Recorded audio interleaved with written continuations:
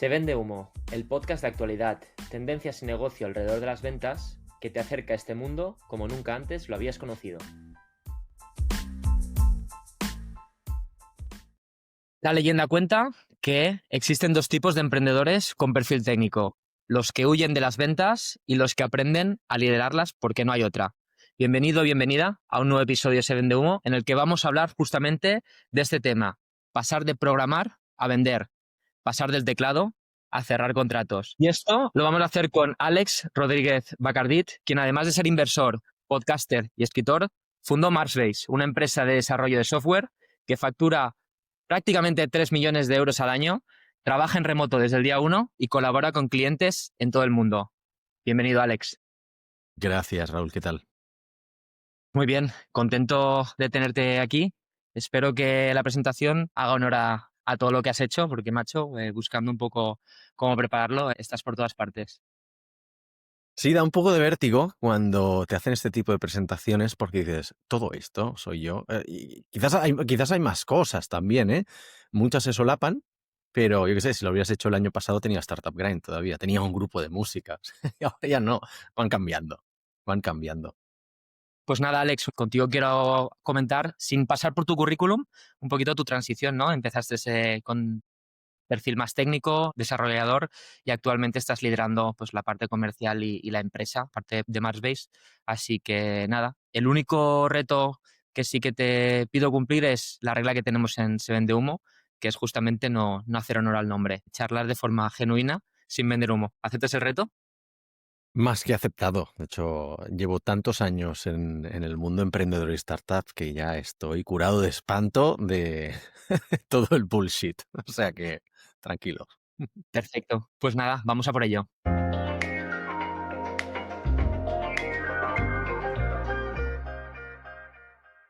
Pues Alex, antes de nada, para empezar, siempre arranco con una batería de preguntas y respuestas para que la audiencia te conozca y para romper un poquito el hielo. Son las 9 de la mañana, así que nos irá bien a los dos.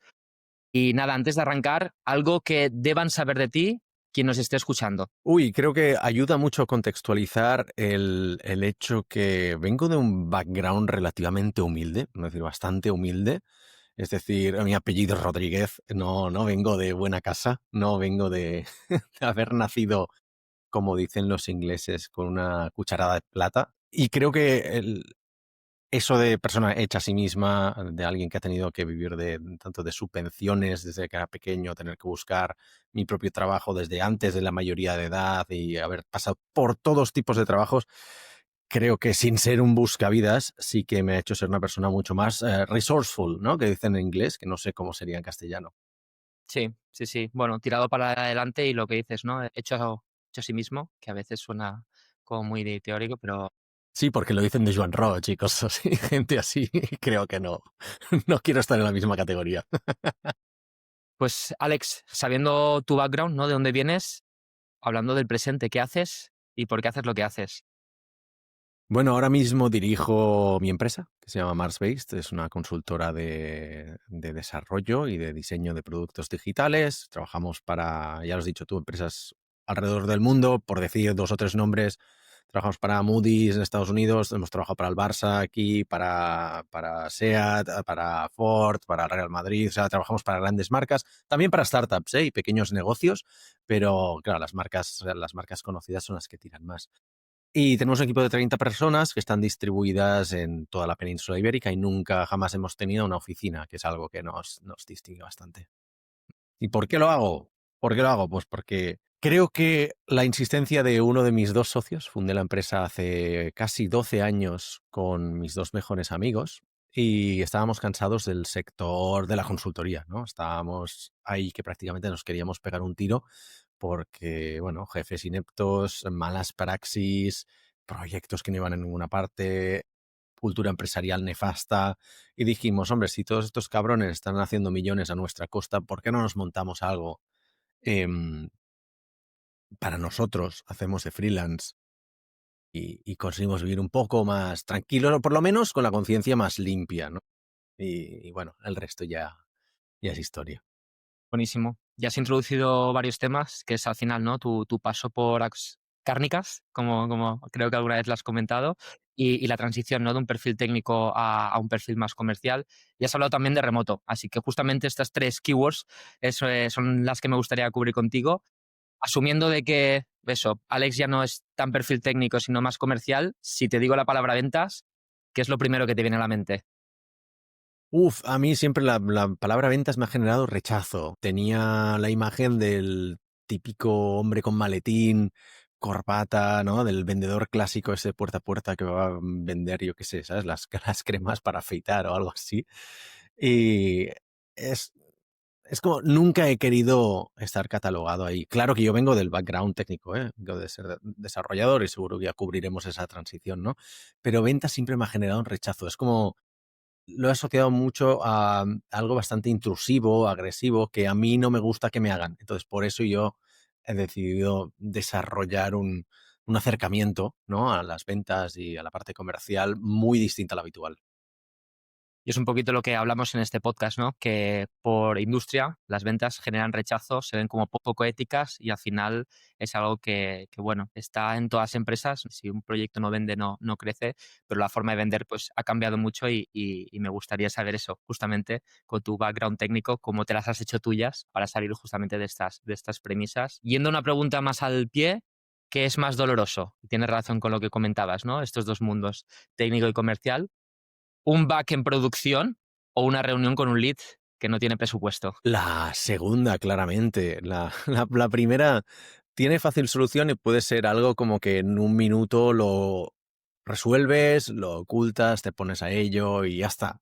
Puede que en muchos casos los bugs en producción nosotros los detectamos antes que el cliente, antes de que pasen a producción. Y si pasan, también muchas veces lo detectamos nosotros antes que el cliente, ¿no? Una reunión con alguien que no tiene presupuesto ya generalmente no tampoco debería pasar. La detectamos mucho, ¿no? Tenemos ciertos filtros, uno de ellos, pues el formulario de contacto de la empresa, pero es verdad que a veces te presentan a alguien que quiere hacer un proyecto.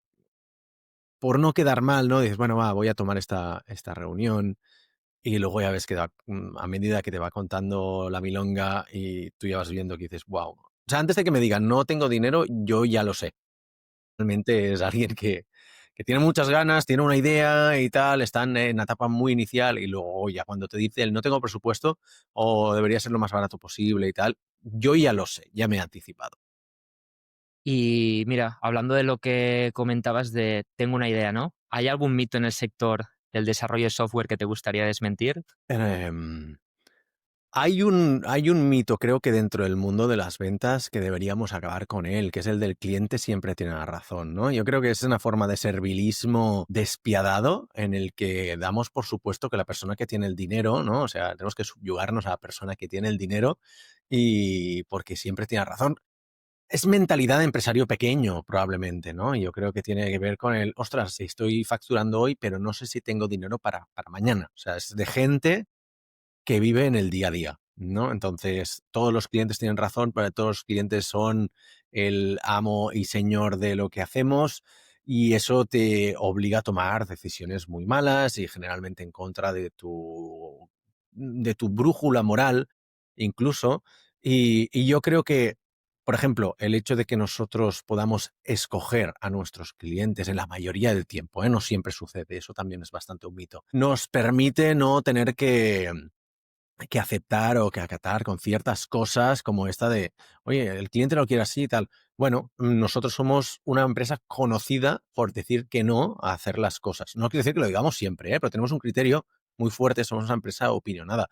No en vano, nosotros le hemos dado puerta a clientes de la talla del Barça, por ejemplo, ¿no? Decir, oye, no queremos trabajar más con vosotros. O con otros clientes que pagaban muy bien, pero no estábamos alineados luego en maneras de trabajar o ellos mismos se dinamitaban el propio proyecto y causaban más trabajo del que realmente había. Entonces nosotros en un ejercicio de honestidad hemos dicho más de una vez de, oye, estáis tirando el dinero, estamos gastando más dinero en arreglar lo que hacéis mal vosotros que el valor que estamos aportando. Por lo tanto, preferimos trabajar en otros proyectos, ¿no? O sea, ese es el mito que deberíamos acabar, es el de el cliente siempre tiene razón. Totalmente, sí. Al final genera este esclavismo y esta desesperación, ¿no? De vender por vender, valga lo que valga. Así que buenísimo. Un consejo que al Alex developer le hubiera servido antes de ponerse la mochila frente a Marsbase y empezar a vender? Sabe mal decirlo porque creo que es una cosa generacional, pero el teléfono es tu amigo, ¿no? Yo como persona, primero neurodivergente, segundo como persona extremadamente tímida e introvertida y que ha pasado mucho tiempo detrás de la pantalla o comunicando exclusivamente a través de teclado, le he tenido una fobia y un rechazo al teléfono, ¿no? Y ha sido a fuerza de, no sé si de golpes, pero sí de ver que el teléfono es una herramienta muy efectiva. O sea, a veces nos hacemos las pajas mentales de que, bueno, tiro un email, tiro unos recordatorios, me pongo aquí, ¿no? Sobre todo la gente que trabaja con HubSpot y otras herramientas de automatización, CRMs y tal. No, bueno, yo aquí tengo mi workflow para el primer impacto en un cliente, hago esto, el segundo tal, espero 3 días. No. Yo creo que lo que me ha funcionado más, y me ha costado mucho admitirlo, es voy a llamar De verdad, y tengo la respuesta inmediata, ¿sabes? total. Costará más o menos, pero me ha ahorrado muchísimo tiempo. Saber utilizar el teléfono cuando toca, no para todo, ¿eh? Porque si no, entonces ya la gente te percibe como una persona que llama por cualquier cosa. Creo que he desarrollado como un cierto aura, ¿no? Que diría la gente joven hoy en día, de si llama Alex, es que tiene que ser importante. Totalmente. Bueno, se habla, ¿no? En ventas que al final se han desarrollado muchísimos canales para contactar, lo que comentabas tú, desde social, mails, automatizaciones, además, al final el teléfono es lo que es la autopista más rápida. Si lo utilizas, ¿no? Con cierta mesura, porque si no, puede ser catalogado como spammer, que todos hemos recibido, ¿no? Esa batería de llamadas a veces cuando alguien quiere vendernos algo. Teléfono como súper consejo. Por acabar, Alex, esta primera batería, un superpoder que tiene Alex y que le sirve en su día a día. Probablemente el de improvisación, ¿no? Soy una persona que no se puede preparar las cosas y me las prepara.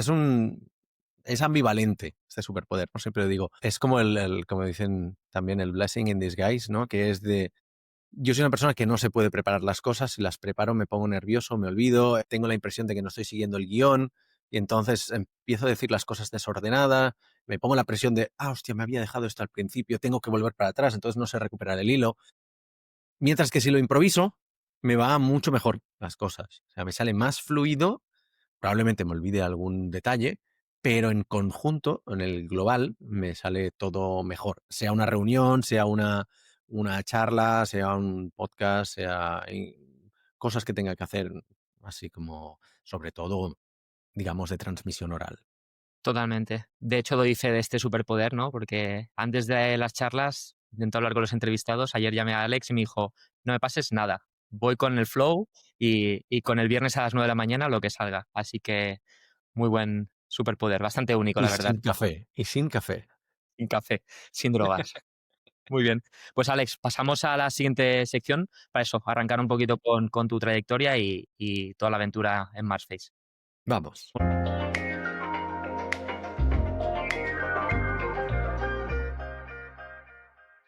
Pues ahora que te conocemos un poquito más, Alex, vamos a hablar de tu trayectoria sin que se convierta en un currículum vitae, ¿vale? Intento evitar las trayectorias lineales y las entrevistas de LinkedIn. Pero vamos a empezar por lo que comentaba, ¿no? Tus inicios en las cárnicas, estas consultoras, ¿no? Tecnológicas, Big Four, que todos conocemos. Tú estuviste en Deloitte, estuviste después en BAS. ¿Aprendizajes que te llevaste y que te sirvieron después para montar Marsface? Muchos. Lo fácil es caer en el cliché de decir, ay, no aprendí nada, la empresa grande es una mierda. No es verdad. Aprendí muchas cosas. Siempre hago la broma de que aprendí más a cómo no hacer las cosas, de cómo hacerlas. Y es verdad, Marsbase es un reflejo pasado por un filtro de inversión, ¿no? De cómo se hacían las cosas en estas dos empresas que has mencionado y las empresas por las que han pasado mis socios, ¿eh? O sea que no soy el único. ¿Qué quiero decir con eso? Que hicimos un poco de factor común de lo que pasaba en estas empresas y dijimos, vale, esto no lo queremos, ¿no? Por ejemplo, que nuestros empleados tienen que tener el mejor portátil posible para desempeñar su trabajo. No puede ser que, como en BAS, por ejemplo, que me acuerdo que tenías que comprar el mouse, o sea, te daban un portátil que no era suficiente como para hacer los proyectos, o sea, no podía compilar los propios proyectos que tenía que hacer y en más de una ocasión tenía que ir a mi casa, hacerlo con mi portátil en casa, porque es que no tenía suficiente memoria, ¿no? El del trabajo. O, ¿quieres un mouse? Tienes que comprártelo tú, ¿no? Entonces, eso me parece vergonzoso. O que tengas que comprarte trajes en Deloitte cuando mi primer contrato era de 13.000 euros al año, ¿vale? Entonces era como, pues estoy cobrando apenas 500 euros mensuales, si no recuerdo mal, y me haces venir en traje y corbata cada día del año, ¿no? O sea, me parece abusivo. Ya no solo mierdas como estas, luego la parte comercial, la parte de cultura de empresa, todo esto es lo que dijimos que no íbamos a hacer. Pero, ¿qué he aprendido de esas? Hay una cosa muy importante, siempre rompo una lanza a favor de estas empresas, y por lo cual creo que es importante pasar por una gran consultora, que es que te dan la visión de proyecto grande. Es decir, el primer proyecto en el que entré en Deloitte era el proyecto de trámites de la Generalitat de Cataluña, ¿no? Era un proyecto que tenía del orden de unas 30 personas, Vale. llevábamos no sé cuántos portales, o sea, era muy grande, ¿no? Bueno, y te da una visión de un tamaño de código a nivel funcional y técnico que luego prácticamente, o sea, luego ya lo he acabado viendo en Marsbase con los años, ¿no? Pero ha sido los proyectos más grandes. Luego he pasado por proyectos de banca, de aseguradoras, de otras entidades de gran empresa, que más sector farma, por ejemplo, ¿no? Y decir, hostia, no hay proyecto pequeño ahí prácticamente. El proyecto pequeño suele ser un proyecto satelital de algún proyecto grande. En cambio, claro, ¿qué pasa? Que la gente que monta una empresa, los primeros años de Marsbase, claro, no teníamos credenciales, ¿no? Pero sí que es verdad que pude vender mejor el qué íbamos a hacer por decir, oye, mira, yo vengo de estas empresas, ahí he trabajado en tal proyecto, he sido responsable de todo esto, mi socio viene de Atos, él estuvo de responsable en tal proyecto, estuvo luego en Genuine, estuvo en el proyecto del Barça, estuvo no sé qué. Entonces, esas credenciales que acumulamos en la gran empresa nos sirvieron para poder arrancar Marsbase de otro modo. Habíamos tenido muchas más dificultades en poder amasar proyectos grandes, ¿no? Habrían llegado, pues habríamos empezado típico, a hacer webs con WordPress, quizá una aplicación pequeñita para yo qué sé, para la biblioteca del barrio, cosas así. Habríamos tardado mucho más tiempo a llegar a trabajar para gran empresa en Marsbase. Me gusta cómo lo enfocas, pero al final, ¿no? Los logos os permitieron abrir puertas más rápido y más grandes. Y lo que comentabas, o sea, yo tengo un dicho de que al final a la solución correcta llegas o por inspiración directa o descartando todo lo que no te gusta.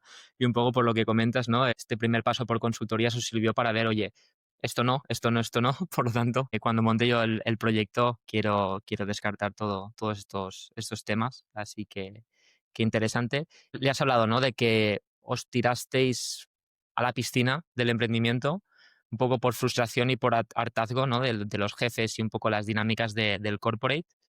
Pero cuando fundaste Marsbase, ¿tú ya tenías claro que ibas a liderar la parte de negocio con tus socios o fue una necesidad que fue apareciendo sobre la marcha y al final, entre comillas, ¿no? Te colgaste tú la mochila y tiraste con ella?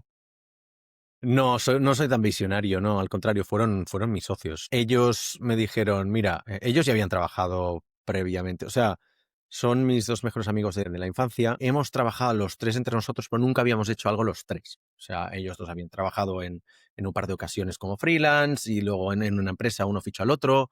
Yo con Xavi pues había colaborado también con ciertas cosas, luego pues estuve en una asociación que igual te suena, que se llama SN, y bueno, y con Jordi pues llevaba montando webs desde que era pequeño, desde el instituto, ¿no? Entonces era como siempre por ahí colaborando, pero nunca los tres a la vez. Entonces, cuando arrancamos el proyecto, decidimos hacerlo en una serie de tecnologías, ¿no? Una de ellas es Ruby on Rails, que es quizás la que nos define más. Ujú. Y yo como programador no tenía experiencia en esta tecnología, ¿no? Y yo les dije, oye, bueno, yo puedo colaborar bueno, con ciertas cosas más de frontend, quizás, si vamos a hacerlo con esto, yo no tengo tanta idea, pero bueno, puedo montar cosas más de bases de datos y tal. Y dice, no, no, no, tranquilo, la empresa va a ir bien si tú no tocas código. Esas fueron las palabras que se me quedaron grabadas a fuego. Y tú hablas bien inglés, te gusta viajar, tú vas a ser el comercial, ¿sabes? Hay que decir que, claro, yo tengo un cierto background, el background de quizás del emprendimiento que me dio el voluntariado en SN, pero luego en BAS yo hice una transición a preventas. Eso es una parte que igual no he contado mucho, que es que ahí tenían un departamento comercial bastante potente, pero técnicamente nefasto. Claro, vendían muchos proyectos que luego llegaban a los responsables técnicos y uno de los responsables técnicos era yo y decíamos, ¿qué cojones has vendido? Estas tecnologías no son compatibles, este proyecto no tiene sentido, Em, bueno, llegaban muchas mierdas que no se podían hacer y que claramente las había vendido un vendehumos, ¿no? Un vendedor de esos tradicionales de los que hablaba yo hace un rato, que no había hecho el esfuerzo de, o no tenía las capacidades para verificar si lo que estaba vendiendo era posible, porque tenían la mentalidad de, sí, buena, todo lo que me dices voy a hacerlo, ¿no? Y tú me pides esto, tranquilo, yo lo hago. ¿Cuánto dinero tienes? Tanto, yo lo hago por ese dinero, ¿no? Entonces no había ningún tipo de validación. Entonces, a alguien, o ahora es uno de mis mejores amigos en BAS, se le encendió la bombilla y dijo, oye, hay un chico en la empresa que no solo habla inglés, que nos puede ayudar en procesos comerciales, sino que encima sabe hablar con cliente, tiene buen trato, le gusta esta parte. Me lo voy a llevar a las reuniones de toma de requisitos, ¿no? A ver qué Reuniones pasa, de a ver qué ventas. pasa. Y sorpresa, salió bien, porque vieron pues que tenía buen trato, que sabía escuchar, que sabía tomar requisitos, que incluso sabía negociar un poco, de hostia, si hacemos esto, habrá que pensar en hay que tirar por A o por B, pero no se pueden tener las dos a la vez, y mejoró el proceso comercial, ¿no? Y de ahí ya me involucraron mucho más en la parte comercial. Y ahí hice una pequeña transición que yo creo que a mí también me interesaba mucho, no lo sabía, pero me interesaba, ¿no? Y era la parte de más de definición funcional de los proyectos, y poder tratar con cliente, ¿no?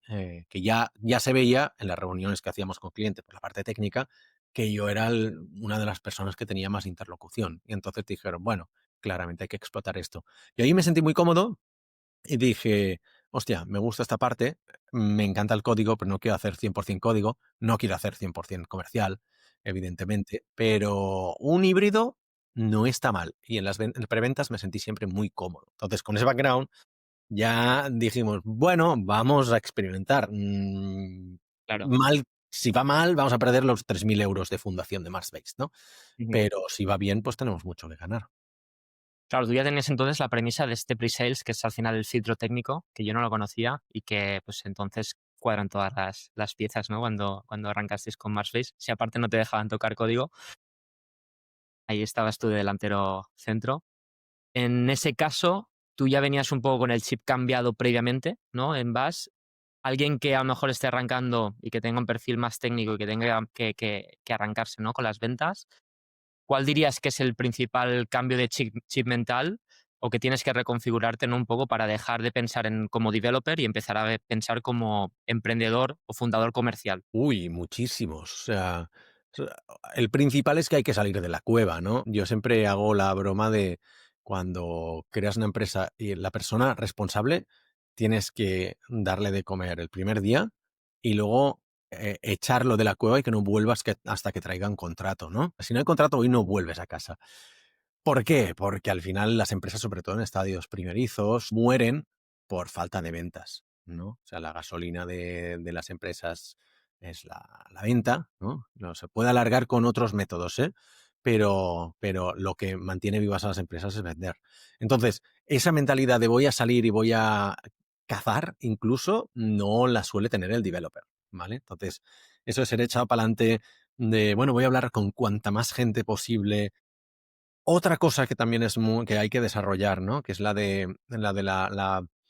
como la persistencia educada, ¿no? De estar ahí, hacer los pings necesarios, hacer recordatorios, desarrollar como un pequeño manual de estilo de cómo hacer el seguimiento a la venta, ¿no? O sea, pues eso seguro que lo hablamos luego, ¿no? Una reunión de prospección comercial, luego a la cualificación del lead, luego vamos ahora ya a otra reunión, pero de ganar confianza vamos con uno de mis dos socios o con un responsable técnico de la empresa. Luego te mandamos credenciales que tenemos de otros clientes, quizás testimonials o a veces casos de uso un poco más detallados, o te puedes hacer una demo de algún proyecto en concreto. Todo eso, más la parte de, pues venga, te llamo, veo que no me has contestado en 7 días, te llamo. Te paso otro email de recordatorio de, oye, igual no sigues interesado, lo hemos visto, dinos algo, etcétera, etcétera. Todo esto y 50.000 cosas más son las que tienes que aprender para pasar de ser developer a ser fundador. Aquí hay un punto bueno que comentabas, ¿no? Que al final los perfiles técnicos, si algo tienen, es la cabeza procedimentada, ¿no? Y muy enfocada a seguimiento. Las ventas al final, bien hechas, tienen lo que comentas tú, ¿no? Pues diferentes puntos de contacto, diferentes temporalidades, ¿no? Entre una etapa y la otra. Esto es un punto que igual las personas que venden y que a lo mejor son más introvertidas, más tímidas, sí que pueden apoyarse, ¿no? En este proceso más de seguimiento y más de seguir el manual que comentabas para que no se te pierda ninguna oportunidad. Comentabas, ¿no? Los procesos, empiezo prospectando, calificando, hago la demo. No sé si has visto un cambio de cómo vendías inicialmente proyectos en Marsbase a cómo vendes ahora, por tamaño de cliente. Sé que cerráis contratos de 6 cifras, seguramente empezasteis con contratos más bajos inicialmente. ¿Has visto un cambio en el tamaño del cliente o cómo vendes, cómo vendías? Sí, tamaño del cliente definitivamente. Nuestro primer proyecto fueron $700 y cobramos solo 200, ¿vale? Para un restaurante de San Francisco. Pero el siguiente fueron 20.000 y el tercero fueron 40 y luego ya fue subiendo, ¿no? Cuando nos dimos cuenta que lo que no teníamos que hacer eran páginas web, lo que teníamos que hacer era aplicaciones y plataformas web, que esos son proyectos y contratos más grandes. Uno de los cambios sustanciales que vivimos fue en el año 3 de empresa, que por lo que fuera empezamos a ver más empresas más consolidadas, ¿no? Que nos vinieron. Quizás en los primeros 2 años fueron más pues startups y empresas de nuestro entorno, yo qué sé, cosas de para alguna biblioteca, una pequeña empresa de alquiler de coches, un portal web, alguna cosa más grande, como hicimos para Ayuntamiento de Barcelona, el Barcelona Startup Map, que eso nos dio a conocer bastante. Pero por lo general eran proyectos que eran más MVPs para startups que no iban a ningún lugar. De hecho, la mayoría igual ni se lanzaron, ¿no? O sea, los desarrollábamos, se quedaban sin dinero y tenían que chapar la empresa. Entonces, generaba mucha frustración. A partir del año 3 empezaron a entrar empresas más grandes, ¿no? Creo que una de las primeras pues, fue Apark and Go aquí en Barcelona y luego llegó una consultora que se llama Clearpix y algo de Estados Unidos. Pero a partir de esto, no tanto, no tanto. En el proceso comercial que ha cambiado que ha habido una profesionalización, ¿no? El empezar como yo solo, que de hecho los primeros 6 meses de la empresa estuve yo solo trabajando, digamos, mis socios tenían su trabajo en otro sitio y hacían los fines de semana y tal, a ahora haberlo profesionalizado de tenemos tantas plantillas, tantos documentos, el proceso es este, tenemos el workflow, lo seguimos por Linear, ¿no? Que es nuestra herramienta de gestión de empresa. Eso ha cambiado en todos los ámbitos, ¿no? Es decir, oye, los materiales que podemos preparar, los tipos de contrato, mientras que en los primeros años haces un poco según lo que necesitas, ¿no? Oye, ¿tenéis este contrato? Pues lo miramos. ¿Habéis hecho algo con esto? Seguramente también lo que ha cambiado es que no teníamos credenciales de prácticamente nada, ¿no? Eso dice, ¿habéis hecho ya algún proyecto? Sí, nos pedían un proyecto de farma, ¿no? ¿Qué experiencia tenéis en farma? No, tener que tirar de credenciales de otras empresas porque no teníamos en Marsbase, ¿no?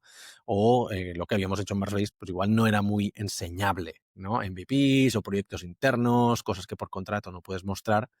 Eso, joder, ahora después de 11 años, pues ya sí que tenemos una batería de cosas que podemos enseñar que incluso es un poco avasalladora. De hecho, hace un par de años fui a Repsol a hacer una reunión, ¿no? Decían, oye, mira, ellos tenían un proveedor que cerró y nos recomendó a nosotros, ¿no? Entonces fui allí y creo que me pasé de frenada. Les mostré todo lo que hacíamos, todo lo que podíamos hacer y tal, y se quedaron abrumados. Dice, joder, pero cuántas cosas, o sea, del palo, como mola, ¿no?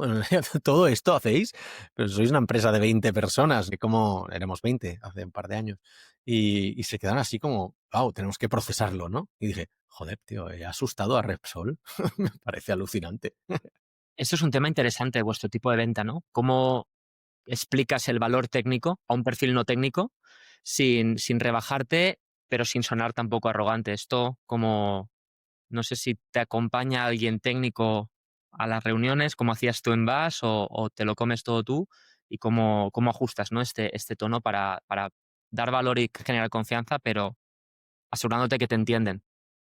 Nuestra venta es prácticamente siempre consultiva, ¿vale? Nosotros no hacemos puerta fría, de hecho no hemos hecho nunca prácticamente outbound, solo en el segundo año lo intentamos, no salió bien, sacamos algún proyecto, pero no, ni va conmigo ni va con la empresa. Nosotros somos más una empresa que es como un mecánico o como un dentista, es decir, te van a recomendar Marsbase. Como mucho lo vas a buscar en Google y vas a ver, ¿no? Contenido y llegas ahí, pero Marsbase no te va a contactar nunca, ¿no?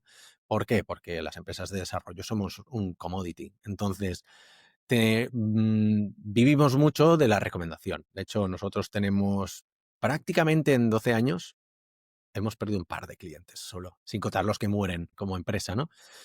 Vivimos de la recomendación, el cliente activo que te recomienda a otra gente o el cliente que ya por lo que fuera, "Ay, he trabajado con estos chicos en el pasado, habla con ellos". Entonces la venta ya viene un tanto por ciento cocinada, ¿no? En algunos casos te dicen, no voy a mirar otros proveedores porque me han recomendado Marsbase, voy a trabajar con vosotros. A veces sí, pero sabes que tienes como un extra, ¿no? En la fase final de igual tener candidatos a proveedores, nosotros tenemos un 10% más de posibilidades, un 20%, porque venimos recomendados. Dicho lo cual, aparte de quién va a las reuniones, voy yo solo, a menos que ya detecte que hay un perfil técnico involucrado. Es decir, si Ok. tengo que hablar con el CEO, compras, operaciones, marketing, etcétera, etcétera, voy yo solo.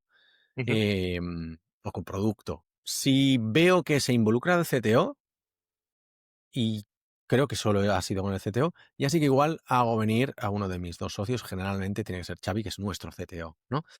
No por nada, pero para que puedan hablar de igual a igual, ¿vale? Yo puedo mantener conversaciones, o sea, he perdido mucho tacto y mucha conexión con la parte técnica, ¿vale? Entonces ya no soy un desarrollador en activo. No he desarrollado nunca una aplicación en Angular, ni en React, ni en Rails, ni nada, pero soy desarrollador. Entonces, cuando me viene incluso un CTO y a veces me ha pillado por sorpresa, mira, ¿qué tal el CTO? Vale, oye, base de datos, ¿cómo trabajáis? Metodologías, tal, te lo puedo responder todo. Y te puedo decir a detalle de, oye, sí, esto me suena, esto lo hicimos en tal proyecto, pero es verdad que habrá ciertas cosas y digo, si va a entrar en un territorio ya muy técnico, oye, si tienes dudas muy técnicas, ya salgo yo a la palestra de decir, si quieres tener mucho más detalle de todo esto, que te podamos enseñar cosas, en Lo la podemos. próxima reunión viene nuestro CTO y nos enfocamos más a la parte técnica, pero aquí vamos a hacer un poco el primer contacto.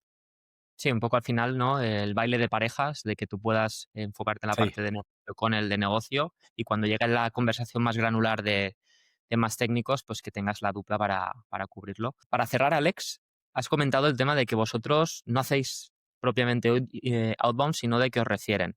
Hay una frase que es la del el buen trabajo se vende solo. ¿Cuánto daño hace esa frase o qué tan cierta es para vosotros?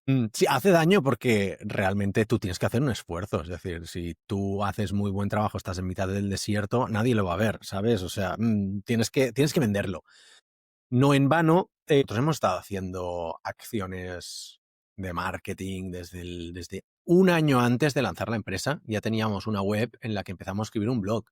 ¿Por qué? Para posicionar temas de SEO. O sea, dijimos, oye, no sé cuándo vamos a lanzar la empresa, pero en marzo de 2013, es decir, un año exacto antes de constituir Marsbase, ya teníamos una web. Y hicimos la página, pusimos los servicios, lo que fuera. A partir de septiembre, si no recuerdo mal, fue el primer blog que escribí, septiembre de 2013, y la empresa no se lanzaría hasta marzo del 2014, ¿no? Entonces ya teníamos entradas en el blog, ya empezamos a acumular un poquito de SEO. Entonces, claro, hemos hecho un trabajo muy consciente e intencionado de hacer contenido, porque sabíamos, o yo intuía, eso sí que fue mi gran apuesta, decir, nuestra empresa va a ser inbound, claramente, ¿no? O sea, teníamos muchos palos en las ruedas. Y eso, hemos dado por sentado muchas cosas, pero quizás no he explicado que Marsbase no es una empresa generalista. Entonces, las empresas generalistas que hacen un poco de todo, ¿no? Y te hacen Java, y te hacen aplicaciones móviles, y te hacen algo de marketing, y te hacen landing pages, integraciones con ERPs, y te hacen Salesforce, te hacen de todo. Pueden tener comerciales al uso que llaman a cualquier empresa porque le pueden vender algo. 100%. Cambios durante mucho tiempo hemos sido una empresa que prácticamente no le podíamos vender a nadie, salvo que tuvieran Ruby o Angular, que eran las dos tecnologías que hacíamos al principio, que eran muy nicho, eran solo web, no hacíamos trabajo presencial, no hacíamos móvil, no hacíamos diseño. Entonces era como, no cumplimos nada. Entonces la probabilidad de que una empresa a la que yo llame me vaya a contratar algo es prácticamente cero. Entonces no podíamos confiar en eso. Lo que teníamos que confiar era que la persona que le duela una muela y nos busque en Google encuentre Marsbase, ¿no? Hostia, se me ha roto esto y lo tengo en Ruby. Marsbase, pum, número uno, ¿no? Claro, por eso, fíjate, hicimos pues, SEO, hicimos mucho tema de eventos, ¿no? Al final los eventos de Startup Line acabaron siendo parte del de un poco del esquema del funnel de marketing de Marsbased, muy a mi pesar, pero hacemos el podcast, hemos hecho webinars, hemos hecho un poco mucho contenido porque es la manera de llegar a más gente, ¿no? Redes sociales, mucha actividad en LinkedIn y esfuerzos en mantener una comunidad activa que nos pueda referir un nuevo trabajo, digamos. Sí, y es al final lo que comentas, ¿no? Cuando vas a un servicio nicho, el buen producto se vende solo, pero hay que comunicarlo de alguna forma porque si no es... O tienes que estar donde se compra eso. Y eso claro, es eso es. complicado saber. Mm. Buenísimo. Pues Alex, cubierto tu trayectoria de las cárnicas a Marsbase, vamos a hablar un poquito de esta mochila invisible que tiene el perfil comercial, en este caso, ¿no? El founder comercial, que fue tu caso. Cuando arrancaste liderando ventas y de alguna forma no le puedes pasar la pelota a nadie, ¿no? ¿Cómo has gestionado durante todos estos años esta presión invisible que tienes, ¿no? Que es al final ir cerrando contratos, ir ampliando, ¿no? El tamaño de las empresas que les vendéis para que, digamos, la rueda siga girando y puedas pagar nóminas, puedas crecer el equipo y al final Marsbase no se quede en proyectos, sino pase a empresa. Primero con Vértigo. Vértigo que hasta nuestro 10º empleado o hasta nuestro 8º empleado, si no recuerdo mal, para mí firmar un contrato me daba el vértigo de decir, joder, ahora los platos en la mesa de esta gente dependen de mí, ¿no? Y sobre todo cuando había alguien con niños, ¿no? El decir, hostia, vamos a fichar a otra persona. Mm. Su capacidad de poderse alimentar depende de mí directamente. Es una responsabilidad que no sabía, no supe cómo gestionar. Y luego mágicamente desapareció, ¿eh? A partir de eso, de la persona número 8 o 10 que fichamos, ya no lo tuve más. Ya entré como en la rueda de decir, bueno, esto es lo que hay, claramente está funcionando, llevamos un par de años así, está funcionando, ¿no? Luego con un síndrome de impostor que durante mucho tiempo me ha acompañado y se ha acabado yendo, pero tardó muchísimo, ¿no? Decir, wow, vamos a ser capaces de hacer esto. ¿Por qué estoy yo aquí? ¿Cómo puede ser que yo esté aquí vendiéndole a tal empresa, ¿no? Vendiéndole un proyecto a Ford o a HP y a Moody's y pero ¿cómo puede ser, sabes? Si nosotros somos 3 frikis que venimos del barrio del Clot, que lo que queríamos era hacer, pues, nuestras páginas web y ya está. Y ahora, pues, hemos creado este pequeño monstruito de, pues, 30 personas, ¿no? Pero claro, voy a hacer reuniones y digo, me siento bastante impostor muchas veces. Cada vez menos, ¿eh? Pero, hostia, yo creo que hasta el año 7 u 8 lo tuve como a diario, ¿no? Y luego, sí que es verdad que hay una cosa que ha ido increciendo desde el principio de la empresa, que es la de darme cuenta que es muy difícil que vaya a salir de este rol. Al final, el rol de un CEO es 90% lo que tiene que hacer y 10% lo que le gusta hacer, ¿no? En este caso, a mí las ventas no me gustan.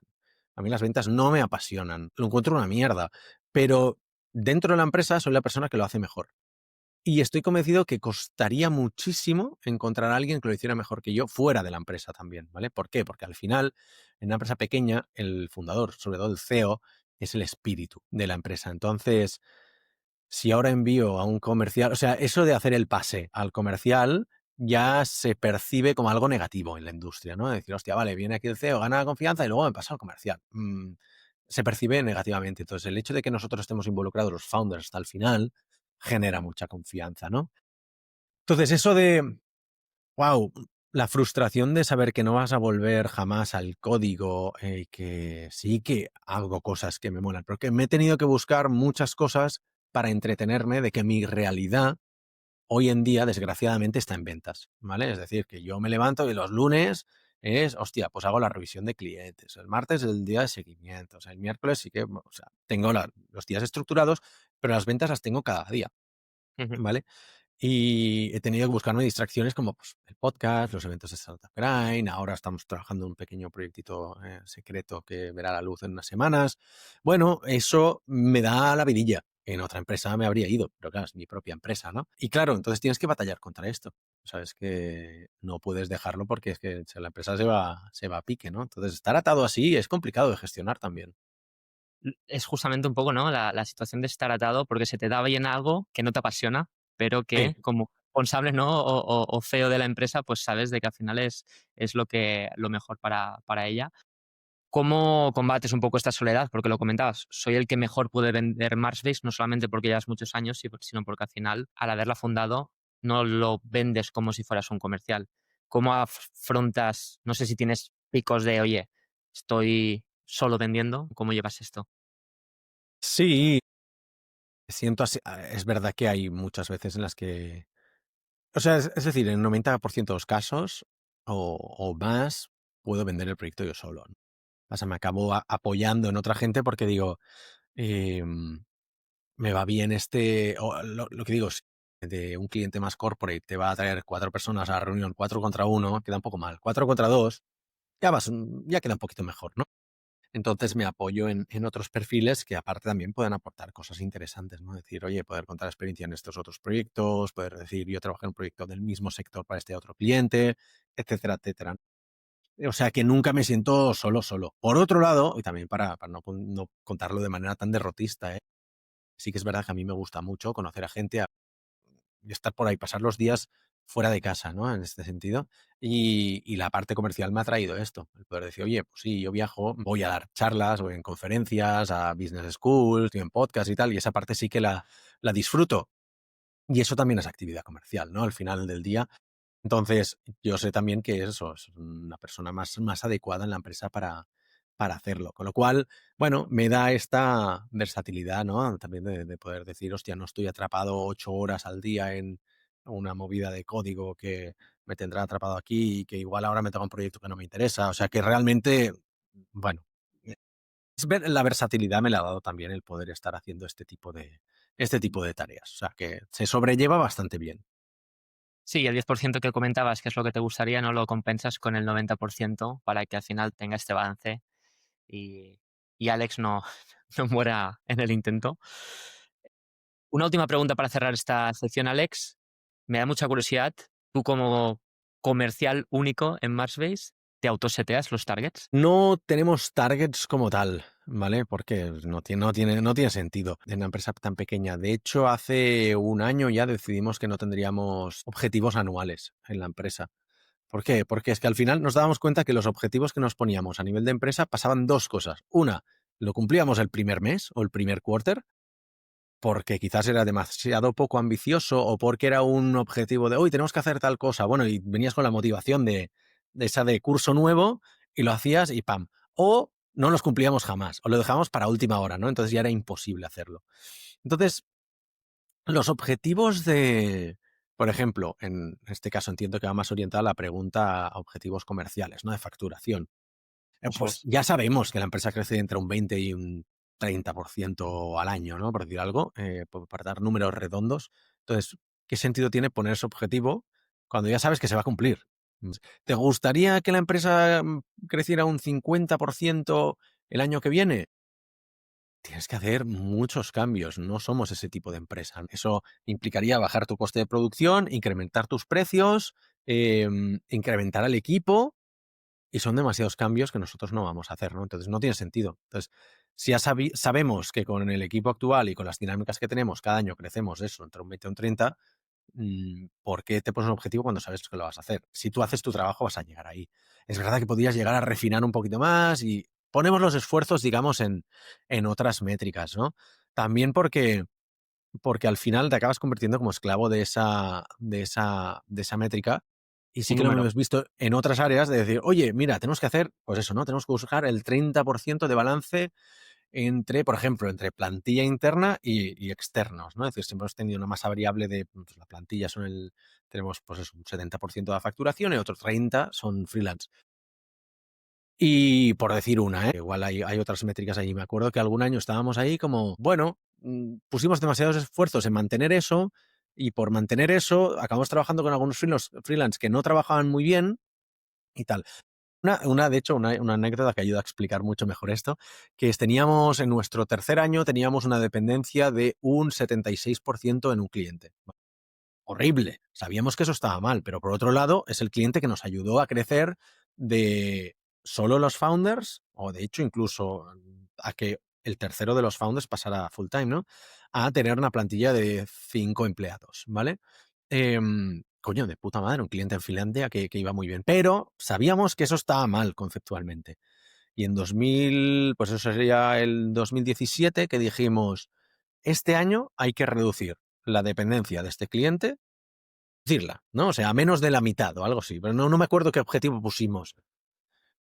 ¿Qué pasó? Que en febrero desapareció el cliente porque cierra la empresa.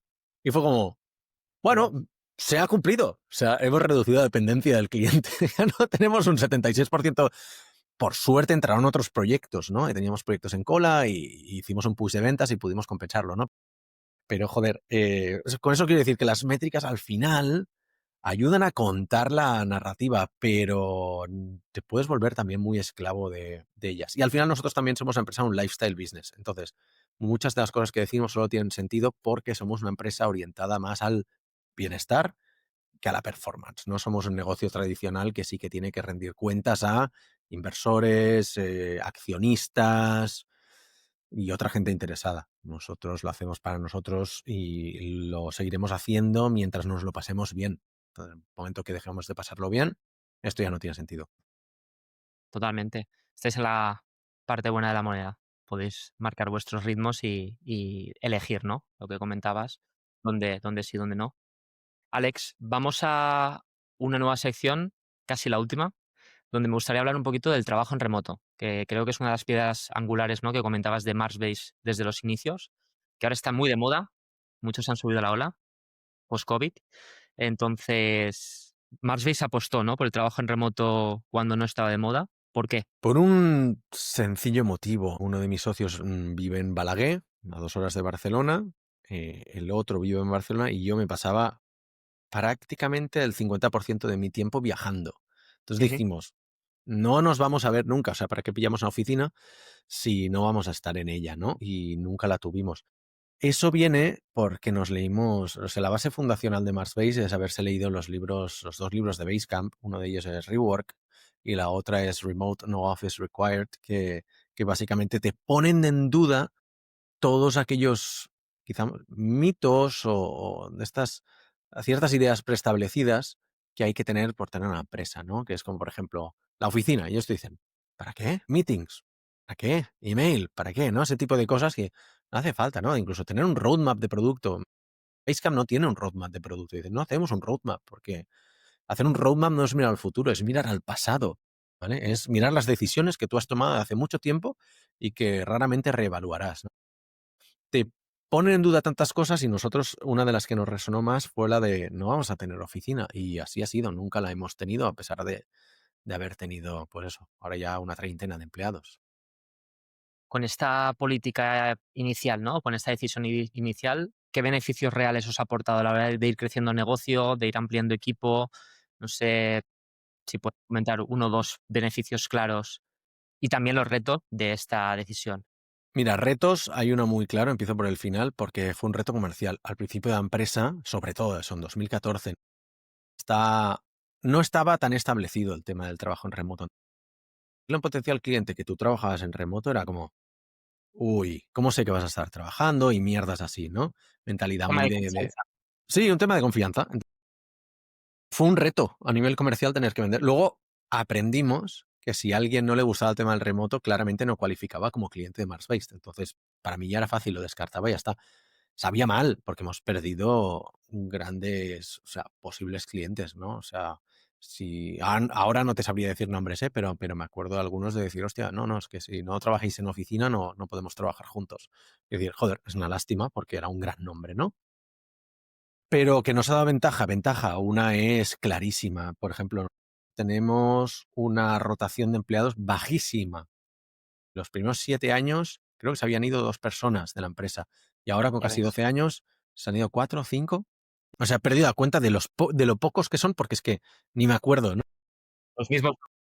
Ahora hace 2 años que se fue la última persona. Entonces, pasa tan poco y llevaba 8 en la empresa. Entonces, pasa tan poco que ya no le das ni importancia. ¿Y por qué pasa eso? Porque seguramente las personas que trabajan en remoto y más en entornos menos urbanitas, ¿no? O sea, que no están tanto en Barcelona, en Madrid, sino que están en un entorno más rural, quizás ahí también tienen menos visibilidad de lo que se está cociendo y dicen, no, yo en esta empresa ya estoy bien aquí, no hablan con gente de otras empresas quizás en el camino al trabajo o lo que fuera, o entonces quizás tienen menos tentaciones. Quizás nosotros también lo hacemos bien de decir, es que los cuidamos jodidamente bien, ¿no? Y por eso están tanto tiempo. Entonces, ventajas y luego que también puedes acceder a un tipo de talento que reside eso, ¿no? Reside en, pues, en un pueblecito de Granada, reside en Avilés, reside en las Canarias, que de otra manera no trabajarías con esa persona.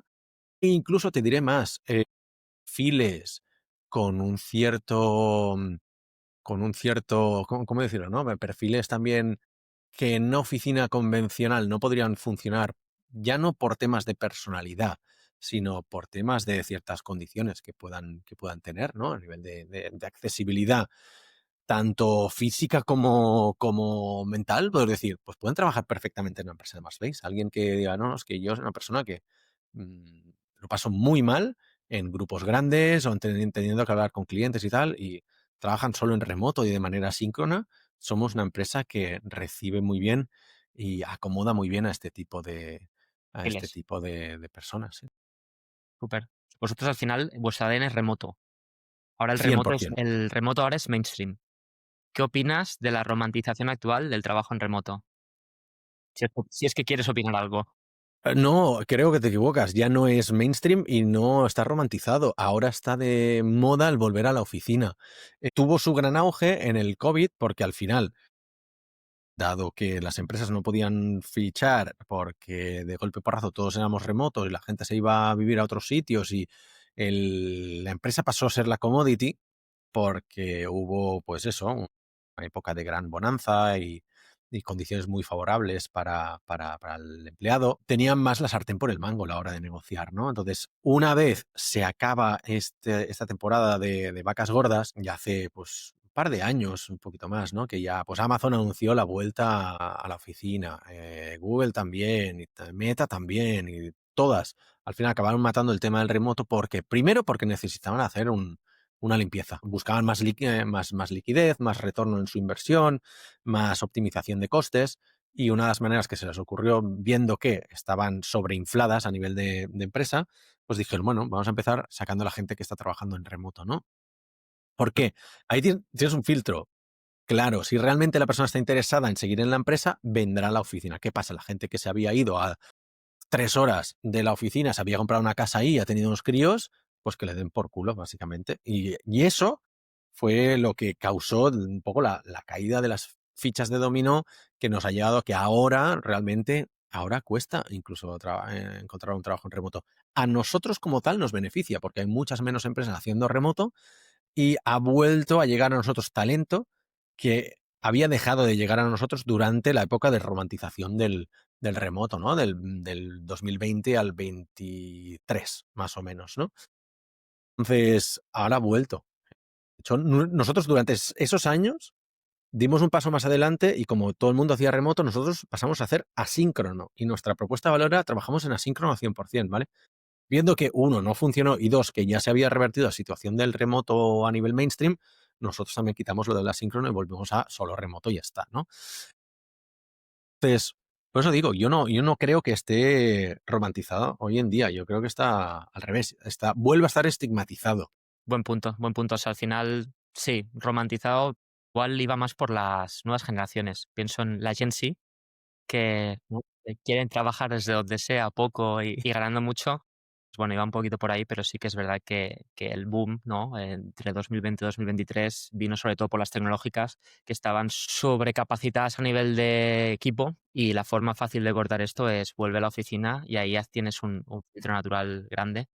Por cerrar, Alex, antes de las últimas dos preguntas atípicas que tengo para ti, tú tienes un blog, dos podcasts, has escrito un libro, tienes 455.000 entrevistas. ¿Por qué le das tanto peso al contenido? Pues no sé, igual es para entretenerme, ¿eh? Para sacarme de... Así no tengo que hacer ventas, tío. No, a ver, yo soy una persona, siempre lo cuento, soy una persona que aprende cuando está explicando, ¿vale? Y eso me di cuenta en la universidad, que yo leo los apuntes y no me entero de nada, me los explican, no me entero de nada, mi cerebro está por ahí. Pero cuando tengo que explicar algo es cuando consigo que mi cerebro se ponga a ordenar las cosas, a ponerlas en fila y entonces se consolidan los conocimientos. Y ahí es cuando digo, hostia, si hoy tendría que haberme dedicado a la docencia, seguramente, ¿eh? Y entonces, de hecho, a mí me ha pasado múltiples ocasiones de estar en medio de una entrevista de Startup Grind, explicar una anécdota o lo que fuera, el podcast de Marsbase o entrevistas como esta, y decir, hostia, es por eso, tener un momento de la bombilla, me pasa Clic. muchísimas veces. Y de aquí sale una entrada de blog, un podcast y tal. Ayer me pasó en un par de ocasiones de decir, hostia, qué bueno es esto, y voy a escribirlo, ¿no? Entonces, yo creo, una es esta. La otra es que yo creo que tiene que haber algún sentimiento de dejar algo para la posteridad, ¿no? No tanto por el tema del libro, pero sé que al final también es una manera de dejar una huella y ya por último lugar también, al final eso, todo este contenido acaba llegando a Massbase de algún modo, ¿no? Entonces, directa o indirectamente, sé que se le puede sacar algún tipo de beneficio y que nos llega de vez en cuando alguien que dice, hostia, es que vi una charla tuya o escuché un podcast. Y digo, coño, este podcast tiene 7 años. Pero bueno, bienvenido sea. O sea, al final el podcast está ahí, es imperecedero, el contenido permanece. Entonces, una buena manera de dejar ahí como que te pueden encontrar potencialmente por prácticamente cualquier tipo de keyword dentro de nuestro sector y es una manera que te pueden descubrir. Parte de legado, contenido, va a estar por siempre. A no ser que nos lo veten, que esperemos que no suceda Bueno, nunca. y luego hay otra cosa también, que es que hay tanta otra gente haciendo contenido mediocre o con mensajes peligrosos y nocivos que digo, de alguna manera tienes que jugar en su misma batalla, ¿no? Si no puedes contra ellos, únete a ellos. A que haya otra gente que ponga sus podcasts de mierda o de mierda en sentido de contenido que es, no que sea objetivamente malo de calidad, es que el contenido en sí, el mensaje, es peligroso, ¿no? Incendiario. Sí, exacto. Entonces, para que haya los yados de turno, pues de alguna manera me gustaría compensar el karma del mundo a nivel de contenido. Estaba esperando que dijeras el nombre. Podría ser otros, ¿eh? Pero sí, este es el primero que me ha venido a la cabeza. Alex, llegamos a la última sección, 2 preguntas atípicas, un poquito para cerrar la charla y dejar a la audiencia con una sonrisa. Yo sé que a ti te gusta el picante y te gusta Pokémon, ¿vale? Así que voy con la primera. Pensaba que las ibas a combinar las dos en una. Digo, ¿cómo va a salir esto? Sería la pregunta definitiva. No. Vamos primero con una y después con otra. Del 1 al 10, ¿qué nivel de picante aguantas sin pestañear? Yo creo que muy alto. Va por épocas, ¿eh? Ahora estoy en una época en que estoy comiendo menos picante, pero aún así me doy cuenta que tengo un problema cuando voy con gente un mexicano o lo que fuera y me preguntaste, ¿pica? No. Entonces lo prueban y digo, joder, ¿cómo picas? ¿Sabes? Y digo, es que igual tengo una tolerancia un poco alta. Pero he llegado a tener varios compartimentos de mi nevera con salsas picantes de todo tipo, ¿eh? Y a experimentar y hacer mis propios picantes y plantarlos y todo. Pero ahora no, estoy en una época bastante tranquila, de que como picante, si algo fuera, tengo algo en casa, pero ya no tengo tanto. Entonces, a nivel de. He tenido épocas de 10, de comer Quemo, ¿no? Carolina Reaper a diario, por ejemplo, ¿no? Ghost Pepper, Trinidad Scorpion, o sea, cosas así, como. Pero bueno, o sea, lo sufres, pero lo disfrutas. Y sobre todo, yo creo que hay pocas satisfacciones mayores que la de encontrar un buen chile, de esos que dices, "Buah, qué sabroso está, estoy sufriendo como un cabrón por dentro y lo voy a sufrir otra vez dentro de un rato, pero El el sabor sabor pasa. es buenísimo, ¿sabes? Entonces, bueno, sí, o sea, lo disfruto muchísimo. Llegaste al 10, ahora estás en tabla media. Sí, yo creo que ahora estoy más en una época de un 7 máximo, ¿eh? Pero bueno. Genial. Pues por cerrar, si Mars Base fuera un Pokémon, ¿cuál sería y Uf. por qué? Hostia, creo que es de las preguntas más complicadas que me han hecho jamás. Si Mars Base fuera un Pokémon. Hostia, pero ¿por qué debería ser un Pokémon, no? En ese sentido. Una búsqueda de Venga, sentido. no tiene mucho sentido, ¿eh? Igual debería dar una respuesta un poco más accesible a la gente, ¿no? Por decir, hostia, si me pongo aquí a decir uno no tan conocido, la gente dirá, bueno, no he entendido nada, ¿no? No sé, yo creo que somos una empresa que genera como una cierta confianza y una cierta fiabilidad que la gente confíe en nosotros. No sé, yo creo que seríamos más un Pokémon de tipo Hada, por decirlo algo así, tipo un Clefairy y un Clefable, pero no son ninguno de mis favoritos, pero sí que es verdad que dices, bueno, pero a la gente le cae bien esto. No sé quiénes son, pero son buena gente, ¿sabes? Nunca te van a hacer una putada. Has salido genial, Alex, por la pregunta, porque ya sé que es la pregunta, espero, Porque la la más peor pregunta que habré hecho jamás. Alex, hasta aquí llegamos. Muchísimas gracias por guiarnos, ¿no? Un poquito a través de tu trayectoria, que es mucho más de lo que hemos hablado hoy. No hemos hablado ni de Startup Grind, ni de SN, ni de las 1000 aventuras que tienes fuera de Marsbase, pero nada. Otro día Si alguien repetimos. quiere seguirte, si alguien quiere, pues eso, leerte, escucharte, ¿dónde podemos encontrarte? Bueno, varios sitios principales en el blog y el podcast de Mars-Based, ¿no? Que se llama Life on Mars. Es más fácil si buscáis por Mars-Based en la aplicación de podcast que por Life on Mars, porque salen 10.000 podcasts con ese nombre. Es algo a tener en cuenta. Luego tengo un podcast en catalán que se llama Focaterra, que ese sí es más fácil de encontrar. Y luego por redes, evidentemente. Es una persona bastante accesible. Y luego en Pokémon Go también. O sea que si quieres dejar mi código de entrenador ahí, también te lo puedo pasar y lo pones en las notas. Fantástico, pues dejaremos todos los detalles en la tarjeta y nada, Alex, muchísimas gracias. Gracias a ti.